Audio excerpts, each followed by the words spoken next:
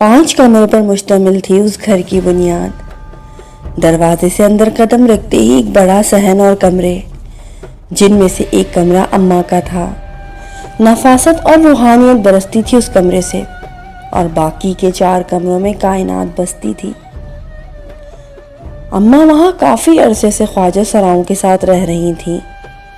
عموماً تو وہ گلیاں بڑی بدنام ہوتی ہیں جہاں ان کا سایہ ہو، ہر شخص انہیں حقارت کی نظر سے دیکھتا ہے، لیکن اماں اور اس گھر میں رہنے والے ہر فرد کی ہمارے محلے میں دل سے عزت کی جاتی تھی، اور ہوتی بھی کیوں نہیں۔ ان کے ہم محلے والوں پر بڑے احسان تھے جو کبھی انہوں نے نہیں جتائے۔ ابھی کچھ ماہ پہلے ہی محلے کی یتیم اور بے سہارا لڑکی کی شادی کروائی۔ ایک بار محلے میں ایک عورت نے بتایا کہ اس کی مالکن زندگی کی آخری سانسیں گن رہی ہے اور گھر والے چھوڑ کے جا چکے ہیں، تو اماں فوراً اسے اپنے ساتھ لے آئیں اور کچھ دنوں بعد ہی وہ چل بسی۔ تو اماں اور ریحانہ آپا لوگوں نے ہی ان کی کفن دفن کا انتظام کیا۔ اماں اور ریحانہ آپا سلائی بنائی کا کام کرتی ہیں۔ انہوں نے اپنے ساتھ 4 سے 5 خواجہ سراؤں کو لگا رکھا ہے جو وہیں رہتے ہیں، اور سیما آپا نے اپنے ساتھ 2 لڑکیوں کو لگایا ہوا ہے۔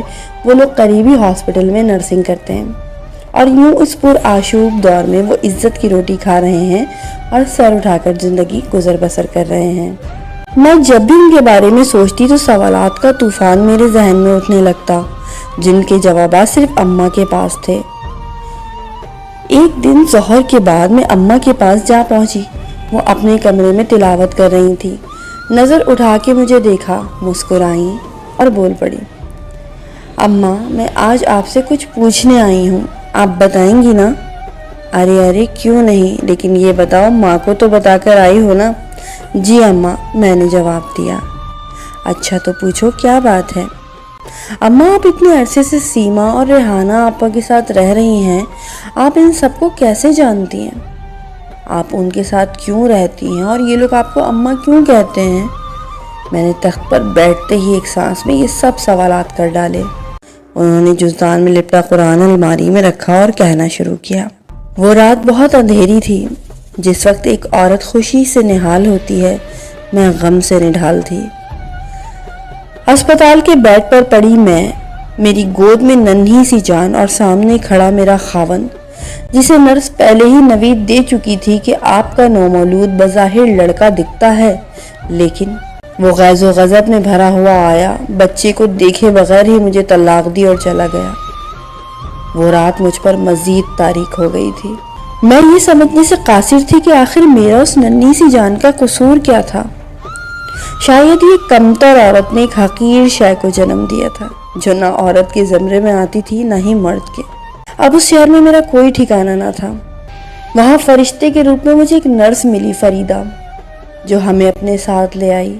اسے ہم پر ترس میرے بچے کو دیکھ کر آیا تھا، جو کہ بالکل اس کے جیسا تھا۔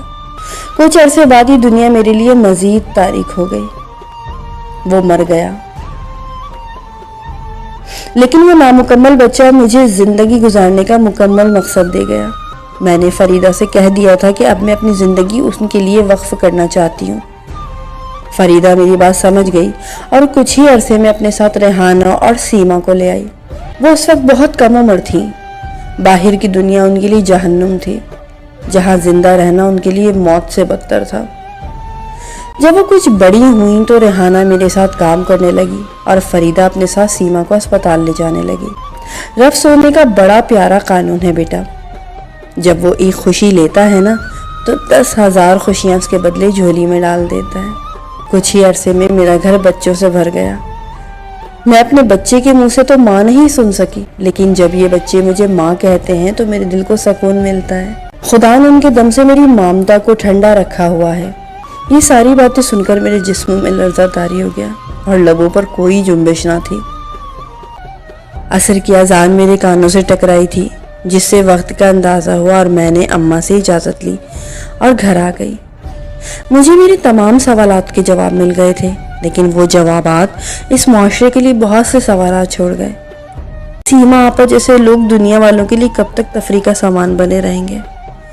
جب تک یہ معاشرہ عورت کو کمتر، جبکہ خواجہ سراؤں کو نیچ اور حقیر تصور کرے گا، خسارے میں رہے گا۔ اور عصر کی قسم، بے شک انسان خسارے میں ہے۔